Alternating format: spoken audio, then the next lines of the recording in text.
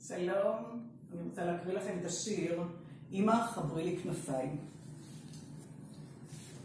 אמא, חברי לי כנפיים, המהמה בבכי התינוקת בת יומה, להתקרבל שוב ברחם החם כמסתור. אמא, חברי לי כנפיים לחשה הפעוטה של הגנון אח הלך, ברגעי געגוע אלייך אעוף, אתן נשיקה ואחזור. אמא, חברי לי כנפיים, ביקשה הילדה שלכיתה א' הייתה. לעתים, כשהבוגרים מציקים, אחמוק אלייך בלט, למצוא בך מקלט.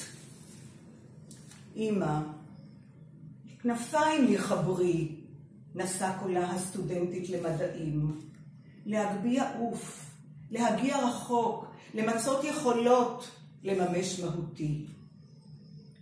אמא, חברי לי כנפיים, התחננה הבת שהייתה לאם, שהיטיב בין אימהות וקריירה לתמרן. כנפיים לשעה קלה, לחבוא כמה רגעי ניתוק ומנוחה, בלי רגשות אשם מהמרוץ התובעני מול הזמן. כמו ציפור הדועה לאיתה בדומיה, בין שמיים לאדמה. אמא, חברי לי שוב הכנפיים ולו בפעם האחרונה, נשאה תפילתה היתומה. שאוכל שם, למעלה בשמיים, לחבק שוב ולגעת, כי אני כל כך מתגעגעת. בשקט בשקט, כרוח מלחשת או בת קול, הדהדה לאמא. ילדתי היקרה, אפשר לעוף גם בלי כנפיים.